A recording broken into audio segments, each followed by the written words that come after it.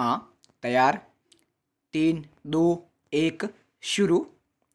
हरि अनंत हरि कथा अनंता, कहहि सुनहि बहुविधि सब संता की तर्ज पर फिल्म अभिनेता आशुतोष राणा राम कथा पर आधारित अपनी कृति राम राज्य के साथ पाठकों के समक्ष उपस्थित हुए हैं। विराम 11 अध्यायों में विभक्त इस पुस्तक की खास बात यह है कि इसमें राजा दशरथ की मंजली रानी कैकेयी और रावण की बहन शूर्पणखा के चरित्र चित्रण को काफ़ी व्यापकता के साथ वर्णित किया गया है। विराम इसमें राम के नर से नारायण बनने की यात्रा में इन दो स्त्री पात्रों की महत्वपूर्ण भूमिका दिखाई है। विराम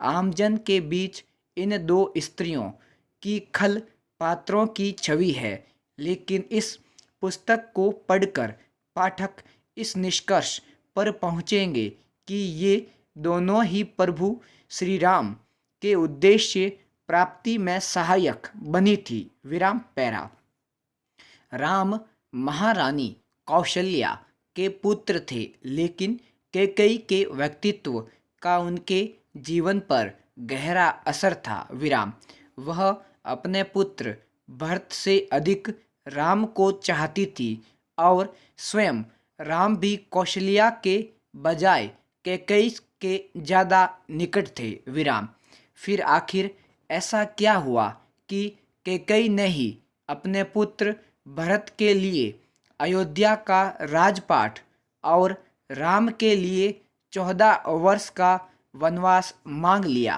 प्रश्नवाचक चिन्ह। इससे कैकेयी की आम छवि खलनायिका की बन गई। विराम लेकिन लेखक ने राम कैकेयी संवाद के जरिए यह स्थापित किया है कि दशरथ की मंजली रानी कभी राम को वनवास नहीं देना चाहती थी। कैकेयी के सामने राम ने खुद वनगमन इच्छा जताई थी।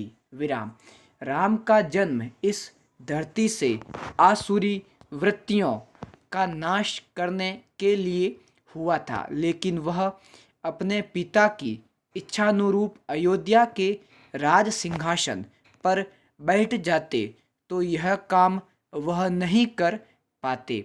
इसलिए उन्होंने कैकेयी से अनुरोध किया कि वह राजा से अपने 2 वरदान मांगकर उनके वनगमन का मार्ग प्रशस्त करें। विराम कैकेयी इसके लिए तैयार नहीं होती हैं, लेकिन राम उन्हें समझाते हुए कहते हैं कि सिंहासन पर बैठा हुआ व्यक्ति अपनी नीति से ही प्रीति करने के लिए विवश होता है, लेकिन समाज के बीच रह रहा व्यक्ति अपनी प्रीति को ही नीति बना सकता है। विराम विशेष व्यक्तियों को अपनी संपूर्ण विशेषता के साथ शेष वर्ग के बीच में रहना चाहिए, क्योंकि इससे शेष वर्ग स्वयं को विशेष मान विशेषता प्राप्त करने के लिए उद्यम करने लगता है। विराम पैरा